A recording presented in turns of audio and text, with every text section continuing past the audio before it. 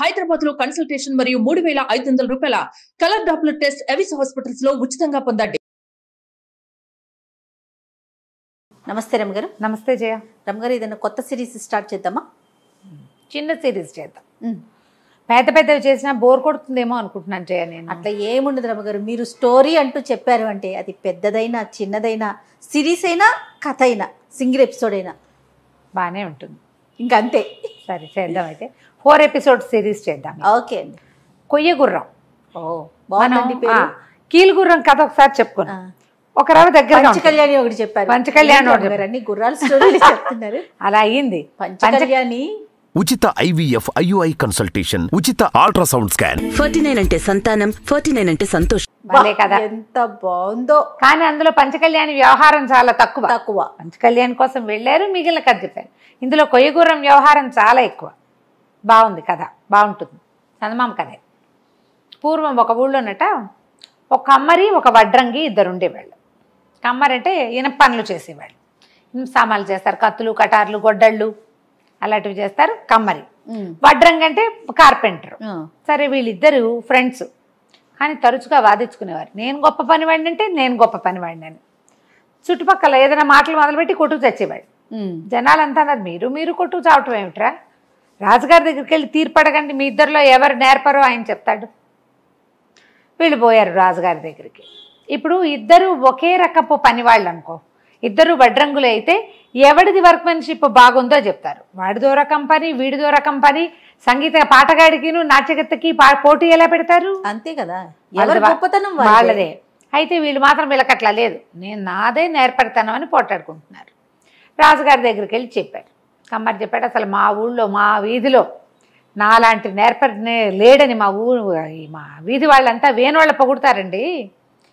నా పని మామూలు పని కాదు, నేను ఏదైనా చేశానంటే ఇంకా కనికట్టు చేసినట్టే. వడ్రంగా అన్నాడు, నీ మాత్రం తక్కువేమిటండి, అసలు నేను ఒక బొమ్మ చెక్కితే అతుకెక్కడుందో కనపడదు. నేను చాలా ఇది, నాలాగా చేసేవాడు అసలు మన దేశంలోనే లేడు, నాదే నేర్పడతాను అంటే. రాజు అన్నాడు, మీరు నోటో మాట్లాడితే నాకేమర్థమవుతుంది, నోటి మాటలు చెరుకో వస్తువు చేసు పట్టురండి. పట్టుకొచ్చాక అప్పుడు చూసి ఎవడిది గొప్ప పంతనమో చెప్తాను. ఒక 20 రోజులు సమయం తీసుకున్నారు. మళ్ళీ వచ్చారు. సరే వాళ్ళని ప్రవేశపెడితే కమ్మరి ఒక చేపని తీసుకొచ్చాడు, లోహంతో చేసిన చేప. రాజుగారికి నవ్వొచ్చింది. ఏమిటో ఇది అన్నాడు. ఇది నీళ్ళల్లో వేస్తే తేలుతుందండి, చేప బొమ్మ అది. ఇనుంతోటే చేశాడు, దాన్ని అతి తేలికైన లోహంతో చేశాడు. దీని మీద కనీసం 100 బస్తాలు బరువు పెట్టినా సరే అది నీళ్ళల్లో తేలుతుంది కానీ మునగదు. బాగుంది కదా.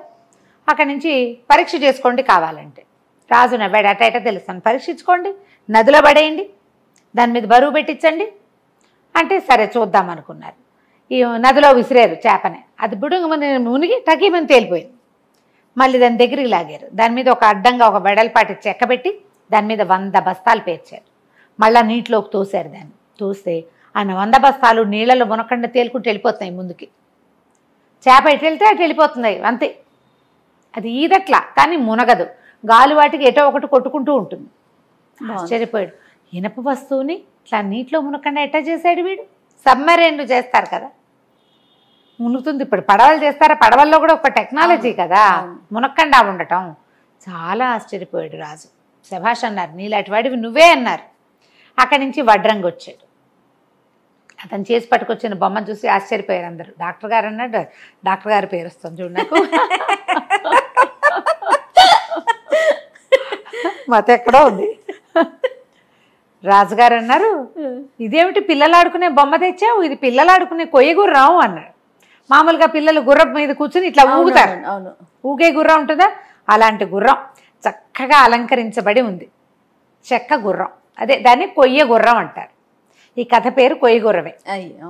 రాజుగారు అన్నాడు, మా అబ్బాయి అయితే బ్రహ్మాండంగా ఆడుకుంటాడు దీని మీద అంటే. కాదు మహాప్రభు, ఇది గాల్లో ఎగురుతుంది చూడండి అన్నాడు.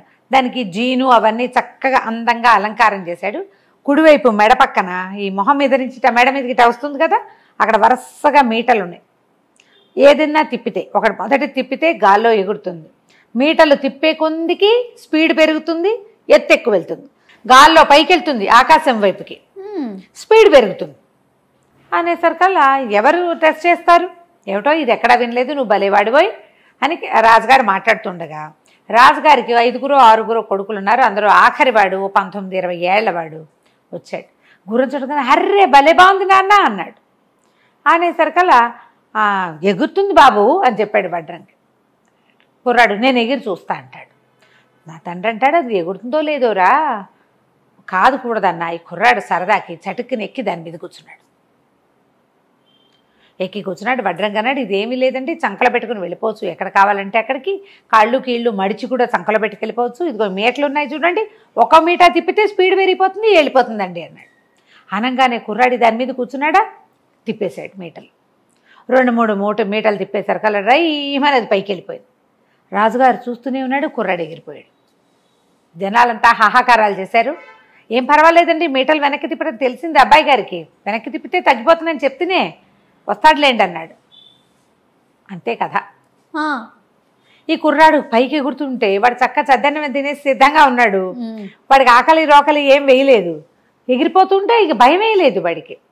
నువ్వు పడిపోతావని తండ్రి చెప్పినా ఈ వడ్రంగి ఏమన్నాడు, అసలు దీని నుంచి పడే ప్రసక్తే లేదు, సుఖంగా ఉంది సీటు, అది పక్కకి వరగదు, ఎలా వెళ్తుందో అటాగే వెళ్తుంది. అలాగే పైకి వెళ్తుంటే కిందకు చూస్తే ప్రపంచం చిన్నదైపోయి స్పీడ్కి ఆ గాలికి ఆ మబ్బుల్లో తేలుతుంటే కుర్రాళ్ళకి ఉత్సాహంగా ఉండదు. వీడు అత్యుత్సాహంతో అన్ని మీటలు తిప్పేసి ఎక్కడికో వెళ్ళిపోయాడు. అంతే. ఇక వాడు అటు ఇటు చూడలేదు. బాగా కొన్ని గంటలు గడిచిపోయాక ఆకలేయటం మొదలుపెట్టింది. సరే ఎగిరాం, ఎక్కడో చోట దింపుకుని ఆకలి తీర్చుకుంటే సరిపోతుంది. అక్కడి నుంచి 1 మీటర్ వెనక్కి తిప్పేశాడు. స్విచ్లు మీట అంటే వెనక్కి వేసేసాడు. స్విచ్లు టకా నొక్కేసరికల్లా అది మెల్లిగా స్లో అయ్యింది. తర్వాత దిగడం మొదలుపెట్టింది. చివరికి ఓ ఊళ్ళో దిగింది. సరే వీడేం చేశాడు, దాన్ని ఇట్లా కాళ్ళు కొంచెం దగ్గరగా మడవచ్చు, వాడు చెప్పాడు కదా మడిచి చంకలో పెట్టుకోవచ్చు అని. ఈ గుర్రం బొమ్మని చంకలో పెట్టుకుని ఆ ఊళ్ళో తిండికి ఏదైనా వెతకడానికి బయలుదేరాడు. వెళ్తే కాస్త ముందుకెళ్ళేసరికల్లా ఒక గుంపు సమూహం నుంచున్నారు. అందరూ ఇట్లా ఆకాశంలోకి చూస్తున్నారు. వీడు కూడా పైకి చూశాడు, అక్కడ ఏం కనపడలేదు. మొత్తగా ఆకాశం. ఏం చూస్తున్నారండి అన్నాడు. రాజుగారు వెళ్ళారన్నాడు కింద ఉన్నవాడు. తెల్లపాడు రాజుగారు మబ్బుల్లోకి వెళ్ళటం ఏమిటి, మహా అయితే మనలాగా ఒక గుర్రం ఉండాలి ఆయనకి అనేసరికి ఒకళ్ళిద్దరు వీడేదో పిచ్చి మాటలు మాట్లాడుతున్నాడు, వాడేదో చెప్తున్నారనుకున్నాడు. 3-4 అడిగాడు. రాజుగారు ఇప్పుడే వెళ్ళారు, దిగొస్తారేమోనని చూస్తున్నారు. మబ్బుల్లో గిట్టపోతాడయ్యా రాజుగారు అని అడిగితే ఎవడో ఒకడు ఆ పక్కనే ఉన్న ఒక బన్నుల కొట్లోకి వెళ్తూ, వీళ్ళు కూడా ఏ ఊరు అబ్బాయి, ఏమిటి మంచి బట్టలు అవి బాగా వేసుకున్నవే, మీ నాన్న ఏం చేస్తాడు ఇలా అడుగుతూ, రా టీ తాగుతూ కానీ వీడిని వెంబడి పెట్టు తీసుకుపోయాడు. తీసుకెళ్ళి ఏం చెప్పాడంటే ఆ ఊరు రాజుగారికి మహాద్భుత సౌందర్యవతైన ఒక కూతురు పుట్టింది. పిల్ల ఎంత బాగుందో అనేవాళ్ళు అందరూ. అట్టా బాగుంది అంటే ఆయనకి నచ్చేది కాదు. మా పిల్లకి దిష్టి తగిలితే వీళ్ళంతా చూస్తున్నారనిపించేది. ఎవరైనా తన కూతురు కేసు చూస్తే నచ్చదు. కొన్ని టిపికల్ క్యారెక్టర్లు ఉంటాయి. అందుకని పిల్లని ఎవ్వరికంటా పడకుండా ఎక్కడైనా దాచాలనుకున్నాడు. అందుకని మబ్బుల్లో మేడగట్టించి మేడలో పెట్టాడన్నాడు. వీడన్న కుర్రాడికి ఆశ్చర్యం వేసింది, మన రాజుగారి అబ్బాయికి. మబ్బుల్లో మేడలు ఎట్ట కడతారండి అన్నాడు. అబ్బే మామూలు మేడ కాదు నాయన, అది మంత్రాల మేడ. సిద్ధుడు ఒక ఆయన రాజుగారి మనసును తెలుసుకుని ఆయనకి సహాయం చేశాడు. మబ్బుల్లో బ్రహ్మాండమైన మేడ కట్టారు. రాకుమారి అక్కడ ఉంటుంది, తండ్రి వెళ్ళి చూసుకొచ్చుకుంటూ ఉంటాడు. పిల్ల ఒక్కతే ఉంటుంది. దాని అవసరాలన్నీ తండ్రి అన్నీ మోసుకెళ్ళిపోతాడు. రోజు వెళ్ళొస్తాడు, పిల్లతోటి స్పెండ్ చేసి వస్తాడు. ఆ అమ్మాయి అక్కడి నుంచి కిందకు చూస్తూ ఉంటుంది. రాజుగారు వెళ్ళేటప్పుడు చూస్తారు, వచ్చేటప్పుడు చూస్తారు. సిద్ధుడు ఇచ్చిన అంజనం సహాయంతో ఈయన రోజు పైకి వెళ్ళి పైకెదకు వచ్చేస్తుంటాడు. అనేసరికల్లా వీడికి ముందు తిండాసక్తి పోయింది. మబ్బుల్లో మేడ, అందులో ఒక అందమైన పిల్ల, అదేమిటో చూడాలి. పైగా ఆయన ఏం రాసుకుని ఇప్పుడు తనంటే గుర్రం ఎక్కొచ్చాడు, ఈయన ఎట్లా వెళ్తాడు? వాళ్ళ రహస్యం వాళ్ళ దగ్గర ఉంటే మనకుంది కదా రహస్యం. సరే ఏం చేశాడు, అతను ఒంటి మీద ఉన్న ఒక వస్తువుల్లో ఒక బంగారపు వస్తువు అక్కడెక్కడ ఊళ్ళో అమ్మేసి డబ్బులు జేబులో పెట్టుకున్నాడు.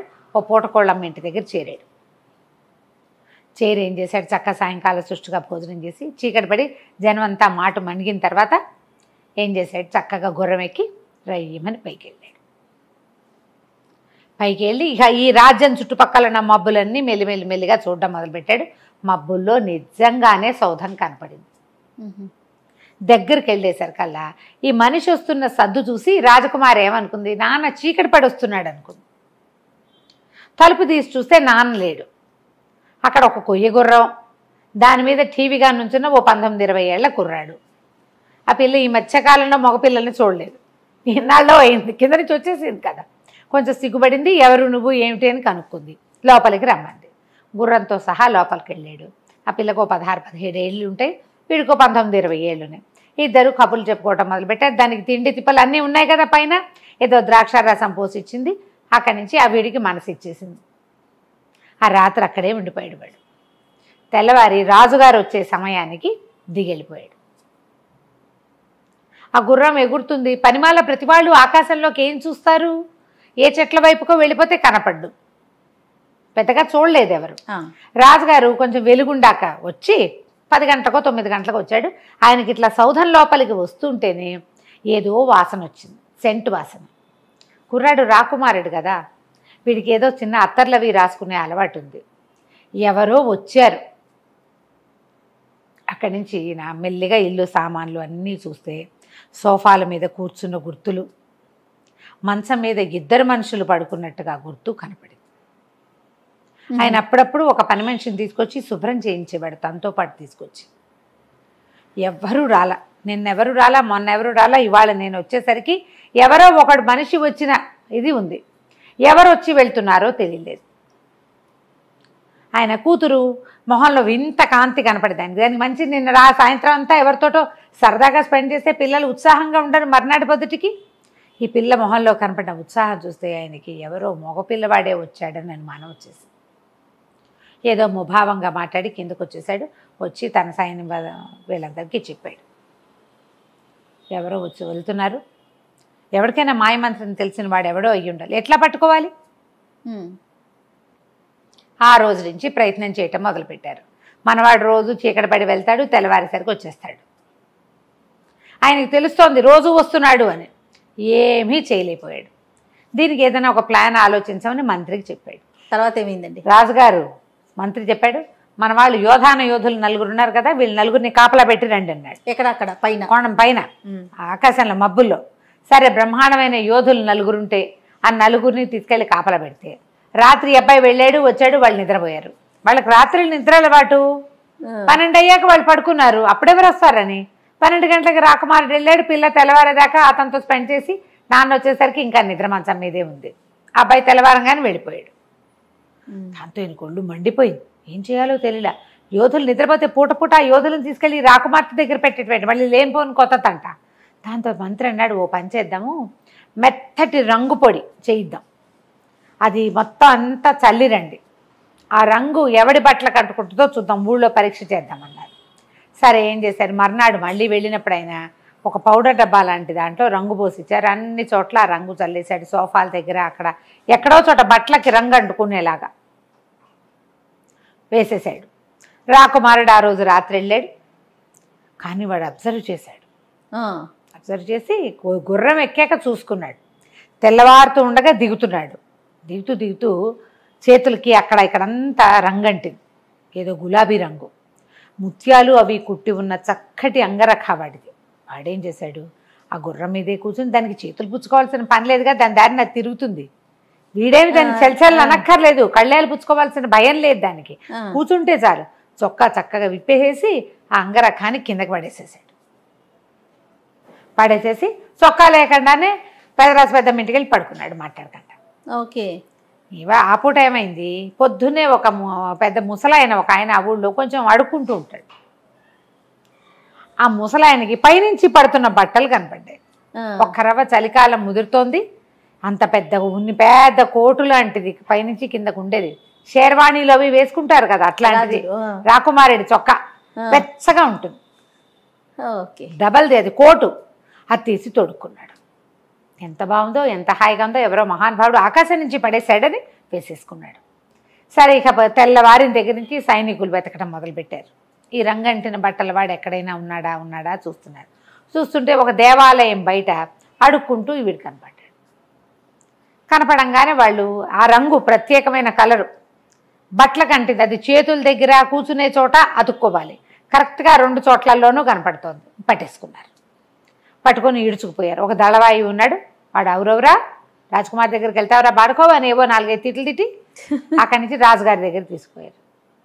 వాడు చెప్తూనే ఉన్నాడు, పైనుంచి పడ్డాయండి, నేను వేసుకున్నానండి అంటే ఇక వినిపించుకోలే. రాజుగారు చీచి వాడి మొహాన్ని నేను చూడండి ఊరేసేయండి అన్నాడు. ఓరి నా కూతురు దగ్గరికి రోజు వెళ్ళొచ్చా వాడి మొహం నేను ఎందుకు చూడాలి? అసలు అవునో కాదో నిర్ధారించుకోవాలి కదా. ఆ బట్టలు ఇంకోడెవరు ఎలా వెళ్తాడు? ఆ మబ్బుల్లో వేసిన రంగు, మబ్బుల్లో ఉన్న సౌధంలో వేసిన రంగు భూమి మీద తిరిగే మామూలు వాడికి ఎలా వస్తుందో చెప్పు. ఓకే, అట్లా ఆలోచించారు. అక్కడి నుంచి ఊరేసేస్తారని చెప్పుకుంటున్నారు ఊరంతా. ఊరేయటానికి సాయంకాలమో ఎప్పుడో వెళ్ళాలి. అయితే ఏమైంది, ఊరంతా రాజకుమారి దగ్గరికి ఎవరో కుర్రాడు వస్తున్నాడని, రాజుగారు చాలా ఉగ్రంగా ఉన్నాడని చెప్పేసుకుంటున్నారు. ఆ ఎవరైతే రాకుమార్తె దగ్గరికి తిరుగుతున్నాడో కుర్రాడు, ఒక మగవాడు, వాడు పట్టుపడ్డాడని తెలిసిపోయింది బయటికి. జనం అంతా చేరారు. చేరితే ఈ చేరించిన అయ్యో వీడెవడు ఉష్టడుక్కుని ముసలాడు, గుడి బయట అక్కడ కనిపిస్తాడు, దుకాణాల దగ్గర కనిపిస్తాడు, ఏదైనా చిన్న పన్నా పని చేసి 10 పావలా తీసుకునేవాడు, వీడు మబ్బుల్లోకి వెళ్ళటం ఏమిటి? వాడు చెప్తున్నాడు పాపం ముసలాతను చెప్తున్నాడు అతను ఓ పక్కన, నేను ఒట్టి బిచ్చగాడిని, బట్టలు పైనుంచి పడ్డాయి, వెచ్చగా ఉన్నాయని వేసుకున్నాను అని. వీళ్ళకి వినిపించుకునే గుణం లేదు. హ్యాట్ నోరు మూయండి, నోరు మూసుకుంటారు. ఇంకేం చేస్తారు? పైగా వాళ్ళు 4 10 మంది ఈ గుర్రాలు డెక్కల శబ్దంలో ఈ ముసలాడు పాపం ఏదో మాటలు చెప్పినా వినపడదు, చావదు. ఊరన్నారు. తీరా ఏమైంది, ఊళ్ళో అందరూ గుంపులు గుంపులుగా వెళ్తుంటే మనవాడు కూడా ఏమిటి ఏమిటి అని కనుక్కున్నాడు. కనుక్కుంటే రాజకుమార్తె దగ్గరికి మబ్బుల్లో సౌధానికి ఒకడు వెళ్తాట, వాడు దొరికేట, వాడికి ఊరిట అనగా నువ్వు తెల్లబోయాడు, అదే మనం ఇక్కడే ఉన్నావు, వీడెవడికో ఊరేశారని అతను ఏం చేశాడు, ఆ చంకలో ఈ కొయ్యగుర్రాన్ని పెట్టుకుని అక్కడికి వెళ్ళాడు. ఆ వచ్చే స్థానం ఎక్కడుందో అక్కడికి వెళ్ళేసరికల్లా ఆ ముసలి అతను ఏడుస్తూ నుంచునున్నాడు అక్కడ.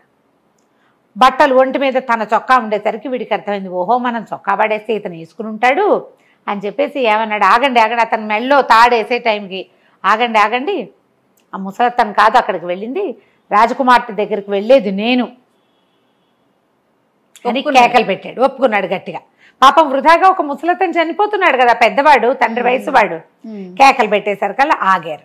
ఒక దళవాయి పరిగెత్తుకుంటూ రాజుగారి దగ్గరికి వెళ్ళి, వాడు ఎవడో కుర్రాడండి, వాడేమో తను వెళ్ళానంటున్నాడంటే పట్టుకొని రావాడిని అన్నాడు. మరి ఈ ఆజ్ఞలు రావాలా? ఈ ఆజ్ఞలు వచ్చే లోపల మనవాడు గుర్రాన్ని సరిగ్గా చేసుకుని మీటలు చెప్పేసి గుర్రం ఎక్కి ఎగిరిపోయాడు. చూస్తుండగానే గుర్రం ఎగిరిపోయింది. చూశారు అందరూ. చూసేసి అవరవరా వీడు ఎగిరిపోయాడు, మా ఊళ్ళో సౌధాన్లోకి మీరు వెళ్ళండి, పదండి పదండి అన్నారు. ఇవేమీ పక్క పక్కన ఉండవు కదా, ఈ వజ్రస్థానాలు అక్కడెక్కడ ఉంటాయి, రాజుగారి ఇల్లు ఇంకెక్కడ ఉంటుంది, ఈ గుంపంతా పోవాలి, రాజుగారు బయటికి రావాలి, బోల్డ్ ప్రోటోకాలు. ఈ వ్యవహారం అంతా ముగిసేసరికి మనవాడు సౌధానికి వెళ్ళిపోయాడు పైకి. అది ఎగిరిపోతుంది క్షణాల్లో. అదే కదా, ఎగిరి పరిగెత్తుకుంటూ పైకి వెళ్ళిపోయి ఆ అమ్మాయికి ఏమన్నాడంటే, రాకుమారి మీ వాళ్ళకి తెలిసిపోయింది, నేనని చెప్పేసి వచ్చా, ఇక్కడ ఉండటం సేఫ్ కాదు, మీ నాన్నకి నిన్ను ఎవరైనా చూడడం కూడా ఇష్టం ఉండదు, అందుకే ఇక్కడ పెట్టాడు, మనుషుల్ని చూడనివ్వకుండా, నాతో పెళ్ళికి వెళ్ళి ఏం చేయడు, వచ్చేయి మన ఇద్దరం పెళ్లి చేసుకుందాం మా ఇంటికి వెళ్ళి అంటే, ఆ అమ్మాయి వెళ్ళిపోతా వచ్చేస్తానండి.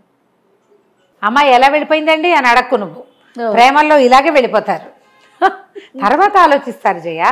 ఈ ముందు ఆలోచించకుండా తర్వాత ఆలోచించే కథలు పూర్వకాలం నుంచి ఉన్నాయి, కాదనేందుకు ఇంకేం లేదు. అంతే, శాశ్వతంగా కలిసి ఉండాల్సింది వీడితో. నాన్న గంగలో దూకనే మనకెందుకు, ఎక్కేసింది గుర్రం. ఇద్దరు కలిసి గుర్రం ఎక్కి రైమని వచ్చేసారు. వాళ్ళు ఊరికి వచ్చేసారు, వెళ్ళిపోయారు, బయలుదేరారు. అంతే. బయలుదేరిన తర్వాత ఏమైంది, కొంత దూరం వెళ్ళాక రాకుమార్తె గుర్తొచ్చింది, అయ్యయ్యో నేను మర్చిపోయాను, తల్లి లేదు, మా అమ్మ నా చిన్నప్పుడు ఎప్పుడు చెప్పేది 2 పెద్ద పెద్ద ఆభరణాలు చేయించింది, అత్తవారికి నేను ఇవ్వాల్సిన కానుకలు అవి, నా వివాహం తర్వాత మా అత్తగారి కోటి మామగారి కోటి ఆ ఆభరణాలు ఇవ్వాలని చెప్పింది, నా మబ్బుల సౌధంలో ఉండిపోయినాయి, అవి తీసుకొస్తానంది. అంటే కుర్రాడన్నాడు, రాజకుమారి అబ్బాయి మనకేం తక్కువమ్మా, నగలకి గిగలకి అక్కడ ఏం తక్కువ లేదు, నీకు ఏ ఆభరణం కావాలంటే ఆభరణం నేను చేయిస్తాగా అనేసరికి ఈ పిల్ల ఏడ్చింది. అయ్యో మా అమ్మ సెంటిమెంటు, ఆవిడ ఎంతో ఫీల్ అయింది, అయినా నేను అత్తారింటికి వెళ్తూ ఒట్టి చేతులతో వెళ్ళటమేంటి, రాజుగారి కూతుర్ని, రాజుగారికి ఒక కంఠాభరణం, రాణిగారికి ఒక నడు ఆభరణం ఇవ్వాలి, అవి నేను మనం వెళ్ళి తీసుకొద్దాం పదవా. సరే అబ్బాయి ఏమన్నాడు, నేను ఇక్కడే ఉంటాను, నువ్వు వెళ్ళరా, ఇదిగో గుర్రం. ఓరే తను వెళ్ళకూడదు, వెళ్ళలా, వెళ్ళకుండా ఏమన్నాడు, నాకు ఎలాగో ఆకలిస్తుంది, ఇక్కడ ఏమైనా పళ్ళు కాయలు ఉన్నాయేమో చూస్తాయి, ఎంత 5 నిమిషాల్లో వెళ్ళి 5 నిమిషాల్లో వచ్చేస్తాం, ఈ లోపల నీళ్లు పళ్ళు అవి వెతుకుతాయి ఇక్కడ, నువ్వు వెళ్ళిరా అన్నాడు. అనేసరికల్లా అమ్మడు చక్కగా మీట్లు అన్నీ తిప్పుకుని స్పీడ్ పెంచుకుని వెళ్ళింది. తెలుసు దానికి దాన్ని ఎట్లా వాడాలో, రాకుమార్తెకి తెలుసు పాపం, రోజు చూస్తోంది కదా. చక్కగా రయ్యమని మబ్బుల సౌధంలోకి వెళ్ళింది. కింద ఏం జరిగింది, కుర్రాడు మబ్బుల సౌధంలోకి వెళ్ళాడు, మీరు వెళ్ళండి అని చెప్పారు కదా రాజుగారికి, ఈయన కూడా వెళ్ళాడు. ఈయన వెళ్ళేసరికల్లా ఈయన వెళ్ళి ఇల్లంతా వెతికి పిల్ల లేదని మాయమైపోయిందని ఆయన అర్థం చేసుకునేసరికి తలుపు తీసుకుని లోపలికి వచ్చింది గుర్రంతో సహా. రాగానే కూతుర్ని పట్టేసుకున్నాడు ఆయన. ఎవరెవరా నువ్వు ఇట్లాంటి పని చేస్తావా, పద ఇంటికి వెళ్ళిపోదామని ఆ అమ్మాయి చేతులు పుచ్చుకుని ఈడ్చుకుని తీసుకుపోయాడు కిందకి. గుర్రం అక్కడే ఉండిపోయింది. అయ్యో, ఇంకా మబ్బుల్లో సౌధం ఎందుకు, ఈ సౌధాన్ని దించేయండి అంటే ఆ సిద్ధుడు ఇచ్చిన అంజనం ఏదో విద్యేసి సౌధాన్ని కిందకి దించేశారు. గుర్రము ఆ సౌధంతో పాటే వీళ్ళ దగ్గరే ఉండిపోయింది. అమ్మాయిని కిందకి లాక్కొచ్చేసరికి ఇన్ని రోజుల నుంచి ఆయనకి ఆ పిల్ల 12వ ఏట నుంచి పెళ్లి సంబంధాలు వస్తున్నాయి. 17వ ఏడు వచ్చింది, ఎప్పుడు పెళ్లి గురించి ఆలోచించాలి. అయితే ఈయనకి కొద్దిగా దూరంలో ఉన్న ఒక సామ్రాజ్యానికి రాజకుమారుడు ఈ పిల్ల సౌందర్యవతి అని విని తమ ఊరు నుంచి ఒక రాయసగాడిని పంపించి దీన్ని మన ఉద్యానవనంలో అక్కడ తిరిగేటప్పుడు చూసి బొమ్మ గీయించుకున్నాడు. ఒక్కొక్కరికి ఒక్కో తెలివితే ఆ బొమ్మతో ప్రేమలో పడి ఆ పిల్లని పెళ్లి చేసుకుంటానని వీళ్ళకి కబురు చేశాడు. రాజుగారు ఒప్పుకోలే. ఆయనకి తన కూతుర్ని ఎవరైనా చూసారంటే ఓర్చుకోలేడు ఆయన, పిల్లని ఇవ్వనన్నాడు. కానీ ఇప్పుడు ఏమనిపించింది, ఇప్పుడు పెళ్లి చేసేయాలి, లేకపోతే వాడు ఎవడో మళ్ళీ వచ్చాడంటే అప్పుడేం చేస్తాం, కొంప మునిగిపోతుంది. అందుకని ఏం చేశాడు, ఈ మంత్రి సామంతులు తర్వాత ఈ సైన్యాధిపతులు దళవాయిలు అందరి సలహాతోటి మనకేం తక్కువ అండి, వాళ్ళ అబ్బాయికి ఇచ్చేద్దాం, వాళ్ళు అడిగారు కదా, రాజకుమారిని కొన్నాళ్ళు మన దగ్గర ఉంచుకుని మన రాజ్యం రేపొద్దున వాళ్ళకే ఇస్తాం, కొన్నాళ్ళు ఇక్కడ ఉంచుకుంటాం, కొన్నాళ్ళు అక్కడికి వెళ్తుంది, వద్దనుకుంటే అసలు అబ్బాయిని ఇక్కడే ఉంచుకుందాం అని చెప్పి ఒప్పించారు. వెంటనే ఆ రాజ్యానికి ఉత్తరం రాశారు. ఉత్తరం రాసి మా పిల్లకి పెళ్లి చేద్దాం అనుకుంటాం, మీకు ఏమైనా అభ్యంతరాలు ఉన్నాయా, మీకు ఆసక్తి ఉందా, మీ ఉద్దేశం ఏమిటి అని. అక్కడి నుంచి ఉత్తరం వచ్చింది, రెడీగా ఉన్నాం, మీరు ఎప్పుడు రమ్మంటే అప్పుడు వస్తామని. బాగుంది. వీళ్ళు కొయ్య గుర్రాలు అవి లేవు వాళ్ళ దగ్గర, వాళ్ళు మామూలు రోడ్ల మీద రావాలి రథాలు వేసుకుని. సరే ఈ యువరాణిని కదలనివ్వాలి. ఈ యువరాణికి ఆ అబ్బాయి ఎక్కడున్నాడో తెలియదు. ఎట్లా తెలుస్తుంది, ఆకాశ మార్గంలో తోటలో దిగారు వాళ్ళు, ఏ తోటో ఏంటో ఏమీ తెలియదు. ఆ కుర్రాన్ని గుర్తుపట్టగలిగేవాడు ఎవ్వడూ లేడు. ఈ అమ్మాయికి దారి తెన్ను తెలీదు, ఏడుచుకుంటూ కూర్చున్నది, ఏం చేయాలో తెలియక. ఆభరణాల పిచ్చితోటి వెనక్కి వచ్చాను, అబ్బాయి ఏమో అక్కడ ఉండిపోయాడు. అక్కడ ఉన్నవాడు ఎప్పటికీ రాకుమార్తె రాల. అయితే ఇక వాడికి ఏమైంది, చీకటి పడిపోయింది, రాత్రి తెల్లవారిపోయింది, కళ్ళు కూరుకుపోతున్నాయి, ఆకలిసేస్తుంది. నడవటం మొదలుపెట్టాడు పక్కకి. నడిస్తే ఏమైంది, అది తోట కాదు, ఏదో ఒక బంజరు బయలు, ఏవో చెట్లు. కొన్ని చెట్లకి భలే పళ్ళున్నాయి, కొన్ని ఎర్రటివి, కొన్ని ఆకుపచ్చటివి. ఏమనుకున్నాడు, ఆకుపచ్చకాయలు పచ్చివి, ఎర్రకాయలు పండువి అనుకున్నాడు. ఎర్రపళ్ళు కోసు తిన్నాడు, తీయగా ఉన్నాయో. తినగా వాడికి నిద్ర వచ్చేసింది, పడుకుని నిద్రపోయాడు. రాకుమారుణ్ణి వదిలిపెట్టి రాజకుమార్తె వెళ్ళిపోయింది. ఈ పిల్లాడు అక్కడక్కడ నడిచి ఏవో ఎర్రపళ్ళు కనపడితే కోసు తిన్నాడు. పొద్దున్నే లేచాడు, మెలకు వచ్చింది, మేము నిద్రపోయాడు కదా. లేచి చూసుకుంటే వాడికి తెలిసింది, ఏదో మొహం దొరకబెడితే ఇట్లా అన్నాడు, గడ్డం మొలిచినట్టు కనపడింది, తెలిసింది చేతికి.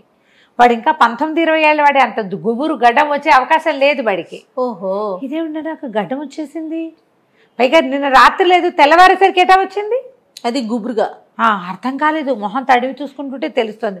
అక్కడేమి నీళ్లు నిప్పులు లేవు, అదేదో ఎడారి బంజరు బయలు, చుట్టూతో అంతా ఇసుక, ఒక దిబ్బలా ఉంది. ఆ దిబ్బ మీద ఉన్నాడు తను. పళ్ళ చెట్లు మాత్రం ఏవో కనపడుతున్నాయి, అందులోంచే కదా కొన్ని పళ్ళు కోసుకున్నాడు, కొన్ని ఎర్రపళ్ళు, కొన్ని ఆకుపచ్చ పళ్ళు ఉన్నాయి. ఆకలిస్తోంది, దాహం వేస్తోంది. కుర్రాడు ఏం చేశాడు, అటు ఇటు చూస్తే ఎవ్వరూ లేరు, పిట్ట పొరుగు లేదు, మనిషి ఉన్నట్టు లేదు. ఆలోచించి పళ్ళు తిందామని చేతులు చాపాడు, కానీ నిన్న రాత్రి గడ్డం లేదు, ఎర్రపళ్ళు తిన్నాం, పొద్దుటికి గడ్డం వచ్చింది.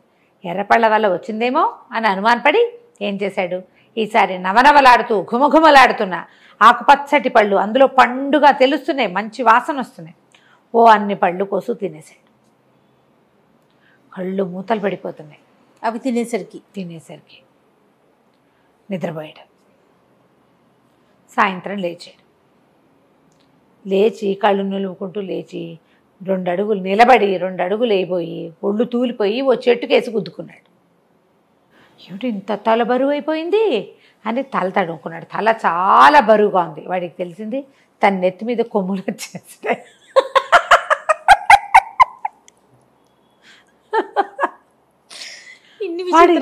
వీడి తలపోయాడు ఇదేమిటి అని పొంగి చూసుకుంటుంటే వాడికి తెలిసింది తనకు గడ్డం పొద్దున గడ్డం ఉందా, ఇప్పుడు అది 3 అడి పొడుగుంది, తెల్లగా ఉంది. అయ్యయ్యో తడుగు చూసుకున్నాడు. మొహం నిండా గడ్డం, అదేమో ఇట్లా ముందుకు వచ్చేసింది, తెల్లటిది. తల తడుగుకుంటే 2 వైపులా 2 కొమ్ములు. తను ఎలా ఉన్నానో ఊహించడానికి వాడికి భయం వేసింది. అక్కడ నీళ్లు కూడా లేవు మొహం చూసుకోవడానికి. తెలుస్తోంది లేచి నిలబడితే తలకాయ బరువుగా, కొత్తగా ఏదైనా కిరీటం చిన్న వస్తువు పెట్టుకున్నా బరువు వస్తుంది. 2 కొమ్ములు మొలిస్తే ఎటా ఉంటుంది? ఇక ఏడుపు వచ్చేసింది. అలా ఏడిచాడు. ఈ ఎర్రపళ్ళు ఈ పచ్చపళ్ళతోటి వచ్చిందో ఏమిటో, కొత్తగా ఈ వేషం ఏమిటి, నేను ఇప్పుడు రాజకుమార్తెని వెతికితే మాత్రం అది నన్ను ఎట్ట గుర్తుపడుతుంది? అసలు ముందు సమస్య అది గుర్రం పోయింది, రాజకుమార్తె పోయింది, నేను ఇక్కడికి ఎందుకు వచ్చాను? ఇంటి దగ్గర ఉన్నా పోయేది కదా. ఈ గడ్డం ఎట్టా పోయాను, ఈ కొమ్ములు ఎట్టా పోయాను, నేను ఇంటికి ఎట్టా పోతాను? పిచ్చ బెంగ వచ్చేసింది. పిచ్చెరికినట్టు ఏడ్చాడు, అరిచి కేకలు పెట్టాడు. ఏడవగా కొంతసేపటికి నిద్ర వస్తుంది. పడుకుని నిద్రపోయాడు. నిద్రపోతే కల వచ్చింది వాడికి. ఎవరో ఒక ముసలి తాత కనపడ్డాడు.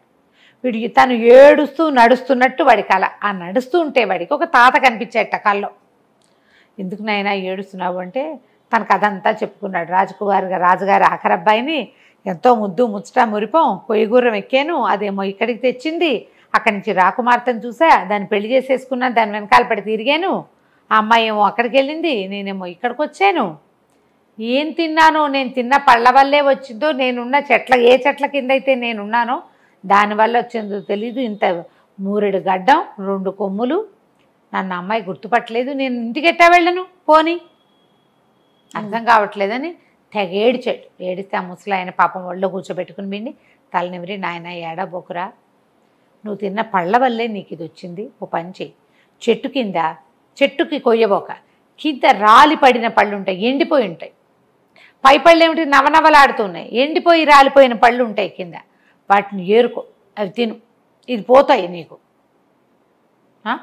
అప్పుడు వెళ్ళిపో. ఇది భూతాల దిబ్బ, ఆ భూతాలు రోజుల తరబడి నిద్రపోతాయి, అవేవి మెలకుగా లేవు కాబట్టి నీ కథ నడుస్తుంది, నువ్వు అరిచి కేకలు పెట్టినా కూడా.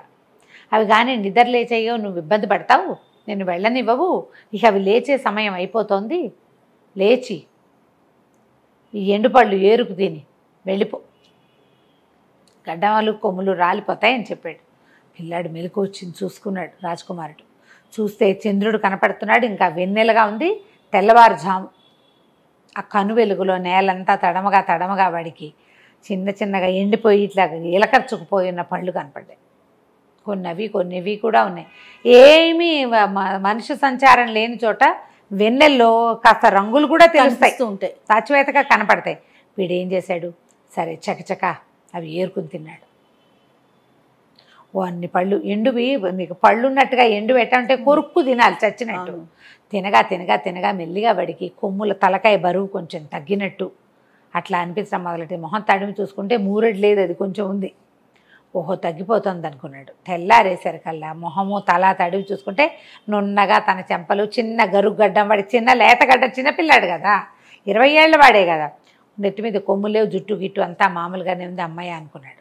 ఏం చేశాడు, చుట్టుపక్కల చూస్తే అక్కడక్కడ చిన్న మడుగుల్లాగా ఉన్నాయి, నీరేమి ఎక్కువ లేదు, నలకంత నీరే ఉండి కొద్దిపాటి నీరుండి అక్కడ తుంగ మొలిచి కనపడుతోంది. తర్వాత గడ్డి లాంటిది. వాడు ఏం చేశాడంటే అవంతా లాక్కొచ్చి దాంతో అంత బుట్ట లాంటిది అల్లుకున్నాడు. అల్లుకొని ఏం చేశాడు, ఈ పళ్ళు ఎండాక వాటి లక్షణం వేరే కదా, అందుకని ఆకుపచ్చ పళ్ళు ఎర్రటి పళ్ళు సగానికి కోసేసుకున్నాడు బుట్టలోకి.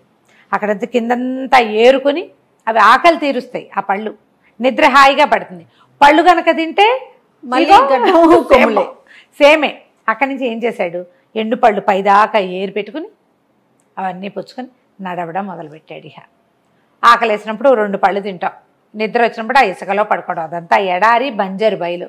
ఇక నడవగా నడవగా నడవగా 7 రాత్రులు 7 పగళ్ళు నడిస్తే చిట్ట చివరికి వాడు ఒక రహదారికి చేరాడు. ఓ రోడ్డు దొరికింది. ఆ రోడ్లో నడవటం మొదలు పెట్టేసరికల్లా ఒక ఆయన గాడిద మీద ఎక్కి వెళ్తున్న ఒక ప్రయాణికుడు కనిపించాడు. ఆయన్ని అడిగాడు, బాబు ఇదే ఊరు, ఎక్కడ ఏ దారి ఏంటంటే, ఇటు నుంచి తూర్పుకి వెళ్తే ఒక నగరం, ఆ నగరం పేరు వీడి నా సొంత నగరం, నాన్న కోయగుర్రం మొదటి కథ ఎక్కడ మొదలైందో అక్కడ, అటు వెళ్తుంది. పడమటికి వెళ్తే రాజకుమార్తె, ఏ రాజకుమార్తెను తను ప్రేమించాడో అక్కడికి వెళ్తుంది. ఆలోచించి ఏమనుకున్నాడు, ఇప్పుడు ఇంటికి వెళ్ళాలన్నా నేను ఏ 15 రాత్రులు 16 పగళ్ళు నడవాల్సిందే, అదేదో ఇటు నడిచి చూద్దాం, కనీసం రాకుమార్తె కాకపోతే కొయ్యగుర్రమైనా దొరుకుతుంది. రెండింటిని పోగొట్టుకుని ఇల్లు చేరటం ఏమిటి, నేను రాజకుమార్తె లేకపోతే పోనీ ఒకవేళ దొరికితే అది కూడా సాధిద్దాం, గుర్రాన్ని వదిలిపెట్టకూడదు అని అనిపించి అక్కడి నుంచి ఈ పళ్ళు నోటో వేసుకుంటూ అప్పుడో ముక్క ఇటు నడవడం మొదలుపెట్టాడు. ఈ ఊరు వైపు నడవగా నడవగా వీడికి దూరం నుంచి పెద్ద సైనిక పటాలం ఏదో వస్తున్నట్టు కనబడింది. తన దగ్గర బొట్టు ఉంది కదా, ఇట్లా భుజానికి పెట్టుకుని తగిలించుకున్నాడు, దానికి చిన్న దీని లాంటిది హ్యాండిల్ లాంటిది అల్లుకున్నాడు. అయితే ఏమైంది, ఈ పటాలం వాళ్ళ రయ్యమని ఇతన్ని దాటి ముందుకెళ్ళిపోయారు. సైనిక పటాలం వెళ్తోంది, ఏవో బళ్ళు రథాలు కూడా ఉన్నాయి. అక్కడి నుంచి కొంచెం ఆగినాయి. ఆ రథాల్లో నుంచి ఒకడు దిగి, ఏ అబ్బి ఏమమ్ముతున్నావు, ఏం పళ్ళు అమ్ముతున్నావు అని కేకేశాడు. నేను అమ్మటం ఏంటి, నాకు దగ్గర ఏం లేవు అన్నాడు. అదేంటి ఆ బుట్టలో పళ్ళు కాదు అని అడిగాడు. అవే ఇవి అమ్మడానికి కాదన్నాడు. అమ్మడానికి కాదు, నేను తినడానికి తెచ్చుకున్నాను, అమ్మేందుకు కాదు, నేను అమ్మేవాడిని కానన్నాడు. 2 అడుగులు వేసేసరికల్లా ఏ బండిలోంచి వీడు దిగొచ్చాడో ఈ మనిషి, ఆ బండిలోంచి ఒక అతను ఎంతో కొంత ఇచ్చి తీసుకోండిరా ఏదైనా తినాలనిపిస్తుంది అన్న కేక. అక్కడి నుంచి ఒక 4 బంగారు కాసులు చేత్తో పుచ్చుకుని ఒక మనిషి దిగారు. ఆ 4 కాసులు పుచ్చుకుని దగ్గరకు వచ్చేసరికల్లా అతను అక్కడి నుంచి రావాలిగా. ఈ కుర్రాడితోటి మొదట వచ్చిన వాడు ఎవరు, ఏమిటి, ఏ ఊరు అని కనుక్కుని, మా రాజకుమారుడు ఈ దేశపు రాజకుమార్తెను వివాహం చేసుకోవడానికి వస్తున్నాడు, వాళ్ళ నాన్నగారు ఉత్తరం రాశారు, ఎప్పటి నుంచో ప్రేమిస్తున్నాడు, వివాహం చేసుకోవడానికి మేము తరలివెళ్తున్నాం, ఆహార పదార్థాల్లో పొరపాటున పళ్ళ బుట్టలు మర్చిపోయాం, అబ్బాయికి అన్నం తిన్నాక పళ్ళు తింటాం అలవాటు, బుట్టలు ఎవరైనా కనపడితే ఈత పళ్ళు ఖర్జూర పళ్ళు కనపడతాయి ఎడారుల్లో, అందుకని పళ్ళ బుట్ట కోసం చూస్తున్నాం, రాకుమారుడు కదా పళ్ళు లేవని తిట్టిపోస్తున్నాడు అనేసరికి వీడికి అనిపించింది, అమ్మా నేను ప్రేమించిన అమ్మాయిని పెళ్లి చేసుకోవడానికి వస్తున్నాడు, వీడి సంగతి చూడాలని ఏం చేశాడు, 4 ఎర్రపళ్ళు 4 ఆకుపచ్చ పళ్ళు ఇచ్చేసాడు. పచ్చివి నిగనిగలాడేవి పళ్ళు, ఎండ్లు కాదు, ఎండువు కాదనమాట. ఆ 4 కాయలు తీసుకున్నాడు. డబ్బులు వద్దని అనకుండా అవి దట్టిలో పెట్టుకున్నాడు. డబ్బులు వాడికి ప్రయాణానికి అవసరపడతాయి, డబ్బులు లేవు కదా అబ్బాయి దగ్గర. తన దారిని తను నడవటం మొదలుపెట్టాడు. అక్కడి నుంచి ఈ పటాలం వాళ్ళు రాజకుమారుడు, అప్పప్ప ఏం పళ్ళు రా భలేగా ఉన్నాయని. ఇప్పుడు రాజకుమారుడి కోసం 4 అవి 4 ఇవి కొంటే మిగిలిన వాళ్ళు ఎందుకు నోట్లో వేసుకుంటారు, నోరు గట్టిగా మూసుకుని అబ్బాయికి ఇస్తారు కదా, మన బొట్టు వాళ్ళు అనుకో పంచుకుని తింటాం, రాకుమారుడి దగ్గర పంచుకునే అవకాశం వీళ్ళకి ఏముంది. తినేశాడు. తినేసి పండ్లో పడుకుని నిద్రపోయాడు. మనవాడు మెల్లిగా నడుస్తున్నాడు, వాళ్ళ బళ్ళు వెళ్ళిపోయింది. సరే రాకుమారుడు నిద్ర లేచాడు. నిద్ర లేచిన తర్వాత పెద్ద పెద్ద కేకలు పెట్టాడు. కేకలు పెట్టేసరికల్లా ఏమిటి, ఎందుకో పిలుస్తున్నాడు, ఏదో అయిపోయిందని చెప్పి బళ్ళాపి జనాలు పరిగెత్తారు. తలుపు తీశారు. ఆ బండికి ఇట్లా లోపల ఇట్లా గూడు బండి, ఆ బయట నుంచి తలుపు తీసేసరికల్లా ఆ బండిలో ఏదో ఒక వింత మృగం కూర్చుంది. 2 కొమ్ములు, బారెడు గడ్డం. మన రాకుమారుడేమో 19-20 ఏళ్ళ వాడు, వాడు ఒక 25-30 ఏళ్ళ వాడు. వాడికి అసలు గడ్డమే లేదు కాబట్టి మనవాడికి కొంచెం స్లోగా పెరిగింది. వాడు ఆల్రెడీ మీసగడ్డాలు మొలిచిన వాడు, పెద్దవాడు కదా, వాడికి కొంచెం నవనవలాడే గడ్డం ఉంది, అది కాస్త మిలమిలలాడే గడ్డంకి ఇంత బారెడు పెరిగిపోయింది. 2 కొమ్ములు. అరిచి కేకలు పెడుతున్నాడు. జనం నిర్ఘాంతపోయారు, ఏమిటి ఏమైపోయింది అని. ఒరే నేనేరా మీ మొహాలు మండా, ఈ నెత్తి బరువేమిట్రా, నా నెత్తి మీద ఏదో అయిపోయింది, అద్దం పట్టరండి అన్నాడు. అద్దం పట్టుకొస్తే ఇంకేముంది, కేవని కేకేసి స్పృహ తప్పిపడిపోయాడు. ఇంకేముంది, ఏం చేయాలో తెలియలే, ఏం జరిగి ఇది అయ్యిందో అని ఆలోచించి, రాకుమారుడు మన ఫుడ్ కాకుండా తిన్నది ఏమిటి అని జనరల్గా ఆలోచిస్తాంగా. ఇది సరే ఆగారు. అక్కడ ఆగితే దూరంగా పళ్ళ కుర్రాడు నడిచొస్తూ కనపడ్డాడు. మన హీరో రాకుమారుడు.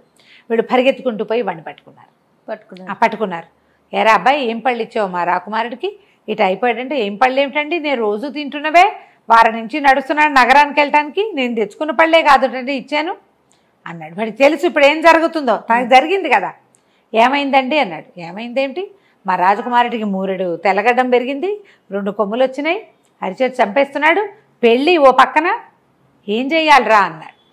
అనేసరికల్లా ఈ అబ్బాయి అన్నాడు, అలా ఎలా అవుతుందండి, నేను రోజు తింటున్నాను, మీ రాజకుమారుడు కానీ తినేసి నిద్రపోయాడా అన్నాడు. అనగానే మధ్యాహ్న భోజనం చేశాడు, పళ్ళు ఫలహారం పుచ్చుకున్నాడు, పడుకున్నాడు. లబలబలాడిపోతూ అప్పుడు రాజకుమారుడు చెప్పాడు, అయ్యో పడుకోకూడదండి ఈ రోడ్ల మీద, ఈ ఊళ్ళల్లో అసలు తిన్నాక పడుకోకూడదు, పడుకుంటే ఇలాగే అయిపోతుంది, దానికి ఏదో ప్రతిక్రియ చేయాలి, ఏం చేయాలో నాకు తెలీదు, నాకు ఎవరో చెప్పారు, నేను మీకు చెప్తున్నా. అక్కడి నుంచి వీళ్ళు ఏమనుకున్నారు, వెనక్కి వెళ్ళిపోవాలి. పడుకోవటం వల్లే, పళ్ళు తిని పడుకోవటం వల్లే ఇటు అయింది. వీడు ఇలా తెగ తిట్టుకున్నాడు, వీడు పని తిన్నట్టు తిన్నాడు, దుర్మార్గుడు పీడించేస్తున్నాడు ప్రయాణం అంతా, తెగ తిని ఇప్పుడు తెచ్చుకున్నాడు మీదకి. ఇప్పుడు ఏం చేయాలి, అక్కడికి వెళ్తే రాకుమార్తె వీడిని పెళ్లి చేసుకుంటుంది కొమ్ములతో, కొమ్ములు 3 తెల్లగడ్డంతో, వాళ్ళకి ఎట్లా చూపిస్తాం, మనం ఒక ఫోటో పంపించాం, మా వాడి వీడియో అని హీరో అని, హీరో కాస్త పోయి ఇట అయ్యాడు, ఏం చేయాలి ఆలోచిస్తే వెనక్కి వెళ్ళిపోదామన్నారు. పెళ్ళొద్దు వెళ్ళిపోదామంటే ఆయన అట్లా బోమని పొట్టాడాడు రాజకుమారుడు, వాళ్ళ రాకుమారుడు. 10 ఏళ్ళ నుంచి ప్రేమిస్తున్నాను నేను, ఆ అమ్మాయినే పెళ్లి చేసుకోవాలనుకున్నా, పెళ్లి మానుకోవటానికి కుదరదు, నేను ఎలా ఉన్నా సరే ఆ అమ్మాయి నాకు కావాల్సిందే, ఏదైనా ప్రతిక్రియ కుదిరితే ఇది తగ్గిపోతుంది, మనం రాకుమార్తెను ఎందుకు మిస్ అవ్వాలంటే ఈ దళపతులు వాళ్ళు ఉంటారు కదా, వాళ్ళు ఏమన్నారు, దానిదేముంది మనం ఓ పని చేద్దాం, మనం వచ్చిన గుంపులో ఎవరో ఒక అందగాడిని రాకుమారుడని చూపిద్దాం, ఏముంది పెళ్ళి ఓం పెళ్ళి చేసేసి పిల్లని మనం తీసుకెళ్ళిపోతే ఊరేలాక రాకుమారుడికి అప్పచెప్పేద్దాం, మనమందరం రాకుమారుడికి నమ్మిన బంట్లం కదా అనుకున్నారు. సరే అక్కడి నుంచి ఏం చేశారు, మనలో అందగాడెవడు అని వెతకడం మొదలుపెట్టారు. వెతకడం మొదలు పెడితే అందరూ ముదురు మొహాలు, పెద్దవాళ్ళు, కండలు తీరి ఉన్నవాళ్ళు, నైసుగా నాజుగ్గా నేవళంగా ఉన్నవాడు ఒక్కడు లేడు. తీరా చూస్తే వాళ్ళకి ఏమనిపించింది, ఈ పళ్ళ బుట్ట పుచ్చుకున్నవాడు భలే అందంగా ఉన్నాడు, చిన్నపిల్లాడు పైగా. అరే నువ్వు మాతో రారా, ఎంచక్కా పెళ్లి చేస్తాం, నీకు డబ్బులు ఇస్తాం, నీ దారి నువ్వో, కావాలంటే 4 గుర్రాలు ఇస్తాం అని చెప్పి డబ్బులు మూటలు అవి ఇస్తా ఉన్నారు. మనవాడికి అదే కావాలి. సరే వాడిని ఏం చేశారు, రాజకుమారుడి బండిలోకి వాడిని ఎక్కించి ఓ ముసుగేసి వాళ్ళ సొంత రాజకుమారిని ఓ గుర్రం ఎక్కించారు. ఎవరైనా ఈ విచిత్ర వేషంతో చూస్తే జనాలు అడుగుతారు కదా, వాడికి ఒక ముసుగు తగిలిచ్చారు కనపడకుండా. అక్కడి నుంచి ఈ జనాలు వేసుకుని పోయి ఆ రాకుమార్తె తాలూకు ఊరు వెళ్ళిపోయారు. అక్కడ బ్రహ్మాండంగా జోరుగా పెళ్లి ఏర్పాట్లు అయిపోతున్నాయి. రాజకుమార్తె కంటికి మింటికి ఏకధారగా ఏడుస్తుంది, కానీ ఏం చేస్తారు, ఎవరు ఏం చేయలేరు. వాళ్ళకి వీళ్ళకి చెప్పింది వాడిని ఎక్కడో దింపానని, ఆ దింపింది ఎక్కడో తెలియదు. ఈ రాజు ఏం చేశాడు, ఎదురొచ్చి పెళ్లి కుమారుడిని చూశాడు. ఎంత బాగున్నాడు కుర్రాడు, ఇంత చక్కటి వాడికి ఇచ్చి పిల్లకి పెళ్లి చేస్తున్నందుకు సంతోషంగా ఉంది ఆయనకి. వాళ్ళు బోల్డని బళ్ళు గిళ్ళు బోల్డంత బంగారము ఆ పిల్లకి ఇవ్వడానికి కట్నం అన్నీ తెచ్చారు. వాళ్ళకి డబ్బులు ఉన్నాయి, పిల్లాడు బాగున్నాడు. కానీ ఈయనకి చాలా భయంగా ఉంది.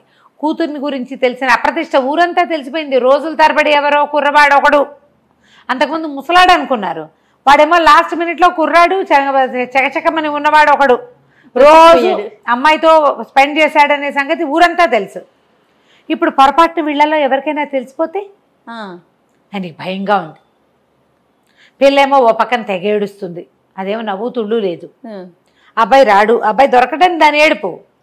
ఇప్పుడు అప్రతిష్ట తెలిసిపోతే మనకి పరువు పోదు, ఏం చేయాలో తెలియటాలి. అయితే మంత్రి గారు ఏమన్నాడంటే, అంత కంగారు ఎందుకండి, వాళ్ళు ఉన్న 5 డేస్ ఉంటారు, మొత్తం పెళ్లి ఏర్పాట్లు 5 రోజులు, విందుల్లో ముంచి తేల్చేద్దాం వాళ్ళని, బ్యాచ్లుగా విందులు చేయించేద్దాం. మొత్తం బిజీగానే ఉంటారు వాళ్ళు, ఖాళీగా ఉండి చుట్టుపక్కల ఊరంతా తిరిగి వీళ్ళు ఏం చేస్తారు, ఒక ఊరు వచ్చామనుకో, మనం పెళ్ళిళ్ళలో స్పెండ్ చేసినా మనం మధ్యాహ్నం కలిసి అక్కడెక్కడికైనా వెళ్ళి ఆ ఊరు ఈ ఊరు చూసొస్తాం. ఊర్లో మంచి ప్లేసులు అవును అందరూ చేస్తారు. వీళ్ళకి పొద్దున మధ్యాహ్నం సాయంత్రం రాత్రి పార్టీలు ఉంటే ఎక్కడికి వెళ్తారు, తాగేసి పడుకుంటారు సగం మంది. వాళ్ళలో పెద్దగా ఆడాళ్ళు లేరు, అందరూ మగవాళ్లే ఉన్నారు. ఆడవాళ్ళు ఉంటే ఓసమా కబుర్లు వస్తాయి, మగవాళ్లే వచ్చారు కదా, వాళ్ళ పద్ధతో ఏమో అది. కాబట్టి ఏమనుకున్నారు, వీళ్ళకంతా విందు వినోదాల్లో తేలుద్దామని విపరీతంగా విందులు చేశారు. ఈ వచ్చిన వాళ్ళంతా వాళ్ళ సొంత రాజకుమారుణ్ణేమో ఒక గదిలో దాచిపెట్టారు, అతన్ని ఎవ్వరు చూడలేదు. మరేం చేస్తారు, వాడి కొమ్ములు గడ్డంత కష్టం కదా. ఈ కుర్రాన్నే రాజకుమారుడిగా చెలామణి చేస్తూ మొత్తానికి కథ నడిపిస్తున్నారు. 3 రోజులు అయ్యాక 4వ రోజు రాత్రి పెద్ద విందు చేశారు. రాత్రి విందు అయిందంటే తెల్లవారి దాకా 12 గంటల దాకా విందు. వీళ్ళు పడి నిద్రపోయి పొద్దున ఎండెక్కాక లేస్తారు. స్నానశాలకి వెళ్ళి వాటికెళ్ళి వీటికెళ్ళి అనేసరికి మళ్ళీ సాయంత్రం విందు వచ్చేస్తుంది. 3 రోజులు అట్లా అయింది. 4వ రోజు విందులో రాకుమార్తెను కూడా తెమ్మంటారు అనేసరికల్లా సరే కుర్రాన్ని అమ్మాయిని పక్కన కూర్చోబెట్టారు. వీడికి ముందే ఇన్స్ట్రక్షన్స్ ఉన్నాయి, అమ్మాయి వంక చూడకూడదు, అమ్మాయితో మాట్లాడకూడదు, అవన్నీ ఉన్నాయి. కాకపోతే మొహానికి ఇట్లా పరదా వేస్తారు, పువ్వుల పరదా. ఆవిడకో మేలు ముసుగేశారు, పక్కన కూర్చోబెట్టారు. వీళ్ళు ఏమనుకుంటే వాడు పళ్ళ కుర్రాడు, వాడు ఏం చేస్తాడు అని ఈ పెళ్లి వాళ్ళ ఉద్దేశం. అయితే అమ్మాయి ఏడుస్తుంది, పరదా చాటున మేలు ముసుగు చాటున ఏడుస్తుంది, ఉండి అంటోంది అనమాట. ఏడుపు తెలుస్తుంది.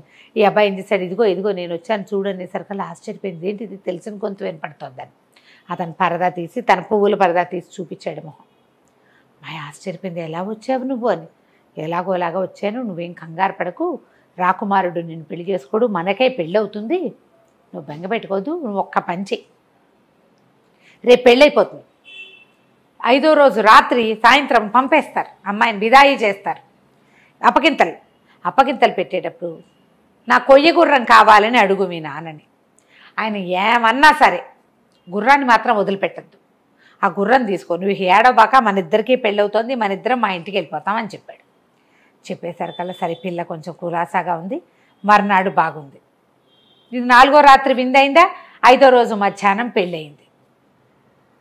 వాళ్ళు కూడా ఏమనుకున్నారు, ఈ కుర్రాడు ఏం పెద్దగా తాగుడు తిరుడు, చిన్నపిల్లాడు కూడా కదా, చిన్న కుర్రాడు, లేకపోయేసరికల్లా వీడు మన మాట వింటాడని వాళ్ళు కొంచెం దిలాసాగానే ఉన్నారు, కానీ కట్టుదిట్టంగా ఉంచారు. అటు ఇటు పోనివ్వకుండా, ఎవరితో మాట్లాడనివ్వకుండా. వీడు పళ్ళవాడు అనే విషయం తెలిసిపోతుందేమో అని. వీడు నిజాన్ని పళ్ళవాడు కాదు, రాకుమారుడు కదా వాడు. అక్కడి నుంచి ఆ పూట గడిచింది.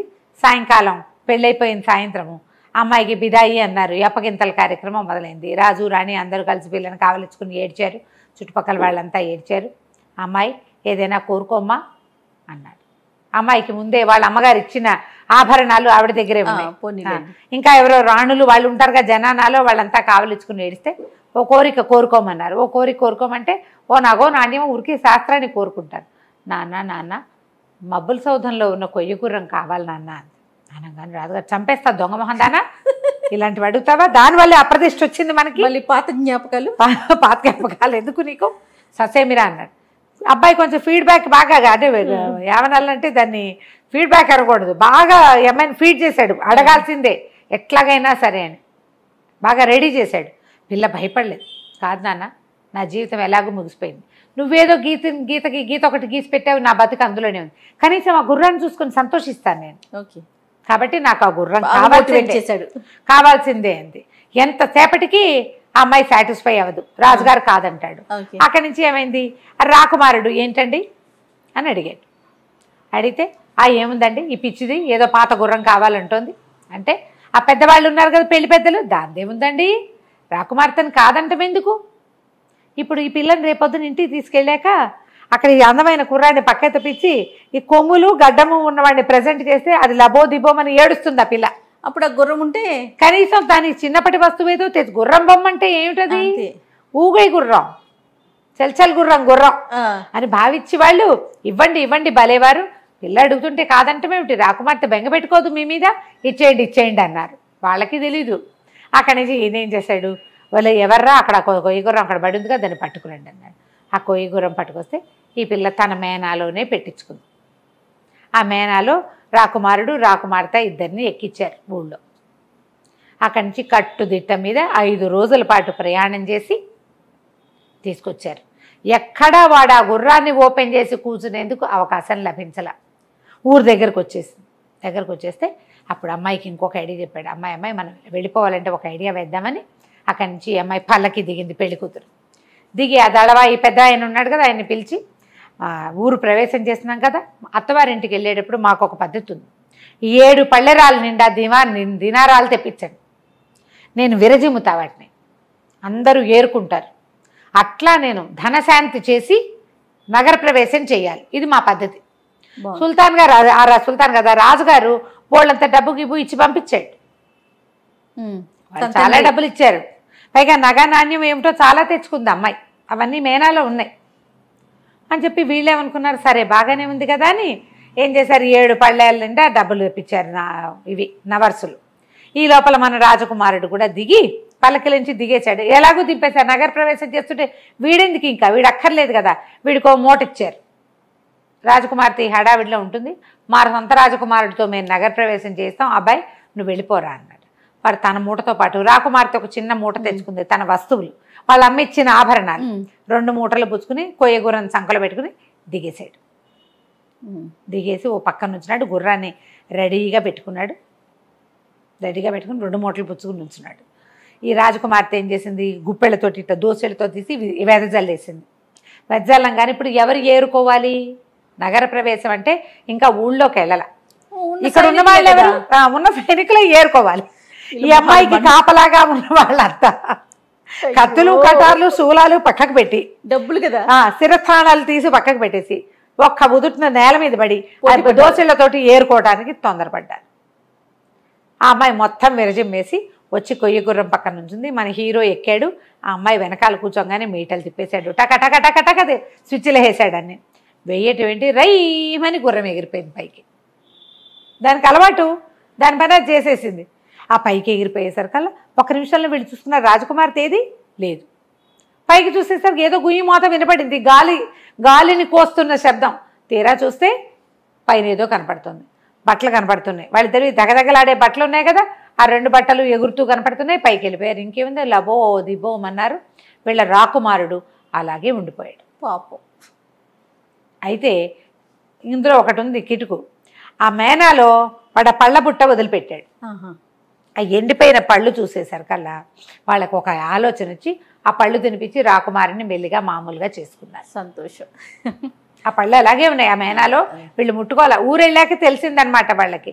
ఆ పళ్ళు చూసి వీడు ఎలాగో వదిలిపెట్టాడని వాళ్ళు సర్దుకున్నారు. ఈ లోపల ఏమైంది, వీళ్ళిద్దరూ ఎగిరిపోయారు కదా.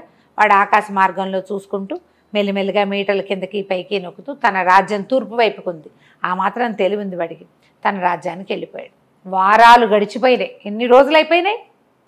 ఆ మొదటి రోజు రాత్రి తిరిగి రాకపోయేసరికి, అలా రాకుమారుడు రాకపోయేసరికి వడ్రంగిని జైల్లో పెట్టించారు. వాడు ఏదో చేసేసాడు, పిల్లాడు అన్యాయం అయిపోయాడని ఇంటిల్లిపాది ఏడుస్తున్నారు రాజుగారి కుటుంబం అంతా.